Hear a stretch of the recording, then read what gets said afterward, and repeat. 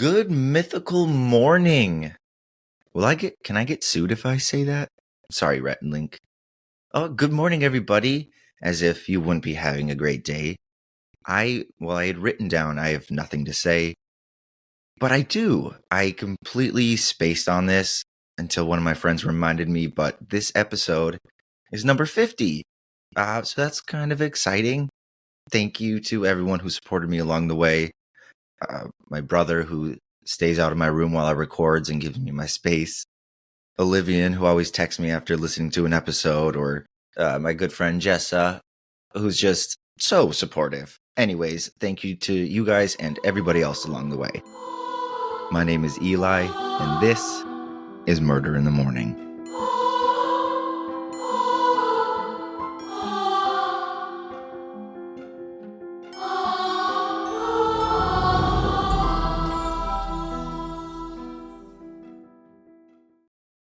My sources for today come from a WSPA news article, the Greenville Journal, an Oxygen article by Jill Cedarstrom, a Fulton Sun article, the Boston Herald, and of course, Wikipedia. On April 4th, 1990, Genevieve, aka Jenny Zitricki, was sound asleep at her apartment in Greenville, North Carolina. Often described as the life of the party, she had no idea anyone wished harm upon her. As she lay there, an intruder began prying open her sliding glass door as quietly as possible. Before long, he had successfully broken in without waking Jenny and began to creep towards her bedroom. This terrifying man then brutally attacked Jenny as she slept, bludgeoning her over the head with a heavy object, followed by strangulation and sexual assault. Jenny would die here in bed, but the killer was not finished. He dragged her lifeless body into the bathroom, lifted her into the tub, filled it with water, and submerged her below. Before leaving, the killer wrote this threatening message in lipstick on the mirror. "Don't fuck with my family." Jenny's body would be found 2 days later by a maintenance man, and the water was still running.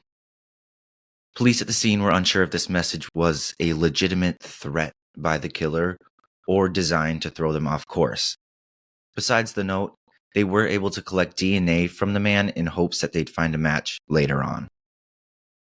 Investigators were keen on looking into her recently divorced husband, which always seems to be a great start, but his alibi was as clean as they come, and police soon cleared the man.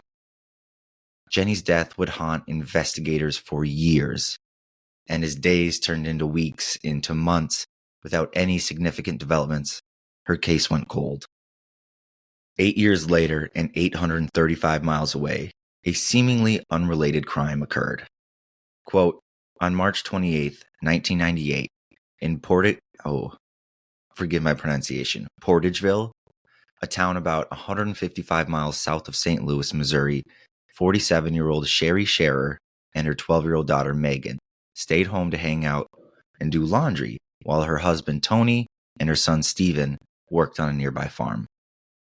As they headed home, Tony called Sherry and offered to pick up some pizza for dinner. He and Stephen were further delayed then by a car accident on the gravel road leading to their house, so they called again. This time, the phone wasn't answered. When the two arrived at home, all was quiet. Sherry and Megan lay dead on the floor, each gagged with a sock and shot in the head. Investigators determined Megan had been sexually assaulted. End quote. Again, investigators collected DNA at the scene and began to make a profile for this case.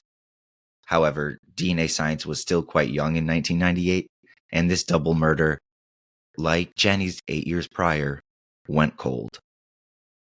That very same day, on March 28th, only 42 miles away in Tennessee, a man forced his way into the home of a young mother and shot her. Luckily, she would go on to survive and give a description of her attacker. Police also collected the bullet from the scene and were able to match it to the same gun used to kill Sherry and Megan just hours prior. Now, for the first time, police can link one person to two multiple seemingly unrelated crimes. But again, these leads dried up and the investigation slowed but never stopped. They had DNA, but they didn't have anyone to match it with, or even a broad database to enter it into in hopes that somebody else may find a match for it. It wouldn't be for another 7 long years until this case broke wide open. And that is when Ruth Montgomery became involved. Working as a criminalist supervisor and DNA technical leader at the Missouri Highway Patrol's Crime Laboratory, she wanted to help.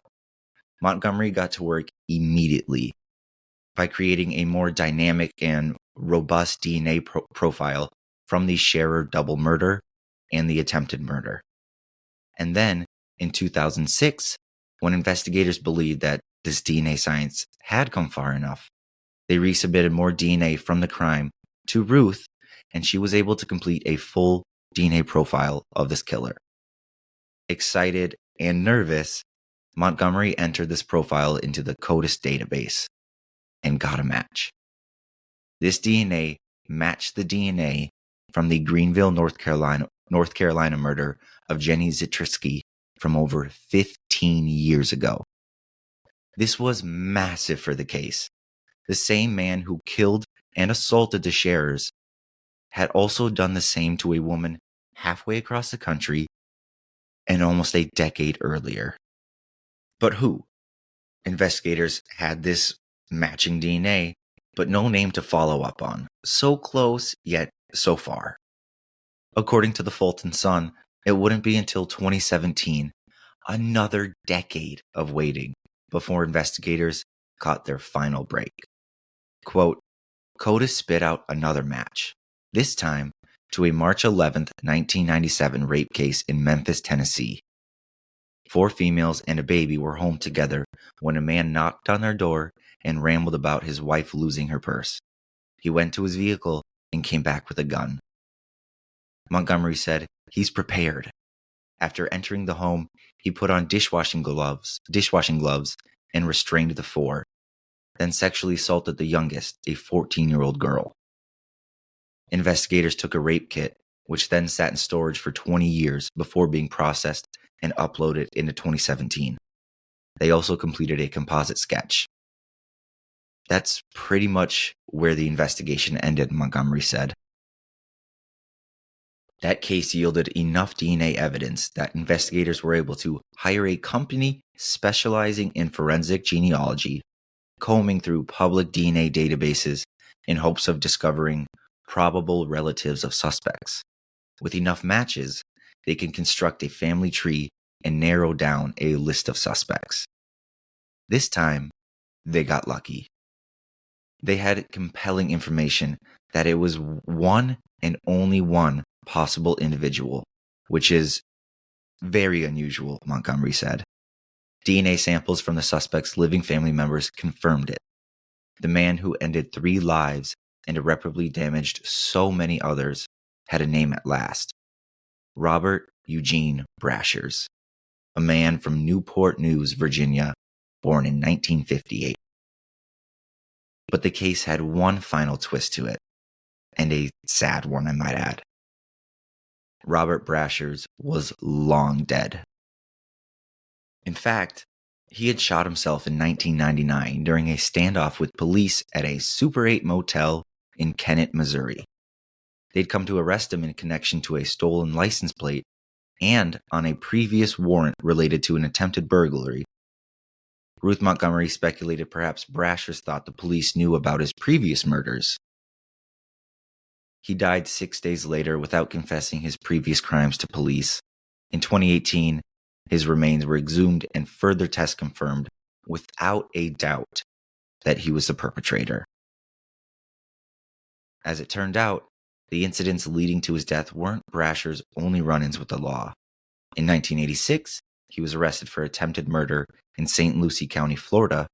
He picked up a woman in a bar, then shot her in the head, left her for dead when she refused to have sex with him.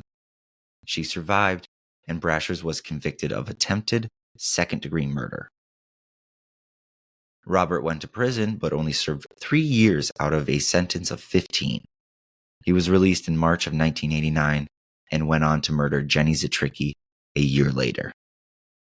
He was also arrested in Georgia for impersonating a police officer, possession of burglary tools, and a whole list of other crimes. That conviction netted him 5 years in prison. A month after his release in February of 1997, he perpetrated the rape in Memphis. In 1998, he was arrested again for attempted burglary but skipped bond, ultimately leading to the Super 8 motel standoff. Ruth Montgomery says, I think when we're able to look back at it, I think the system failed at every turn. She said she's particularly haunted by Brashers' early release following the attempted murder. But the investigators, herself included, felt immense relief at finally closing this decades-long case. Ruth said, when the case was finally solved, it was just after the 20th anniversary of the Scherer case. And when you do something for as long as we did this case, and work as much as you work, you're just so overwhelmed with joy when they give you that name. End quote. 3 states, 30 years, and thousands of hours of investigative work finally paid off. Stories like these are always frustrating for the reasons Ruth Montgomery mentioned. How many chances did they have to put and keep this guy away before he started killing people? The investigators never faltered during the case, but the system itself did. How does one only serve 3 years of a 15-year sentence for shooting a woman in the head? And then, on top of that, he got 5 years? He served a longer sentence for impersonating a cop? But that does remind me of sorry, I'm rambling now. It does remind me of my second cousin. I won't say her name out of privacy, but years ago, she herself was trapped in a abusive relationship. Long story short, she was impregnated by this man, and one day he snapped, shooting her in the head, and then turning the gun on himself. He ended up dying instantly, but miraculously, both my cousin and her growing baby survived. She went on to have much more loving relationships, and both her and her son are doing wonderful. We make pizzas with them every summer now. Sorry, I got distracted. Robert Eugene Brasher, without a doubt, is an absolute turd toboggan. After releasing the killer's name at this massive press conference, Jenny Zitrisky's brother Philip took a moment to speak, thanking the investigators for never giving up. Quote, "We thank you for your persistence, your teamwork, and your zeal to succeed," he said. "You have traveled a long road and reached the goal. Words alone cannot express our appreciation." He described his sister as a force of nature, a firecracker, a bundle of infectious energy, and said he hoped she is remembered not as she left, but as she lived. And that, my friends, is the terrifying, somewhat satisfying story of the serial killer Robert Eugene Brasher. I hope you enjoyed that one. I know I approached the story from a bit of a different perspective, and I hope it came across smoothly. I hope all the pieces came together. Sometimes it's hard for me to keep up with my own train of thought even, but you know how it goes. Stick around for a little something extra again today after the music, and thank you again to every single person who has taken the time to listen over the past 50 episodes. That is crazy. Oh, and yes, that reminds me, we do have a couple of new countries and territories to shout out for listening. A few new ones this week include Tanzania, the U.S. Virgin Islands, Slovakia, Cambodia, and the East African country of Malawi. I hope I pronounced that right. But a huge shout out to all of y'all. Okie dokie. Bye-bye. Love you.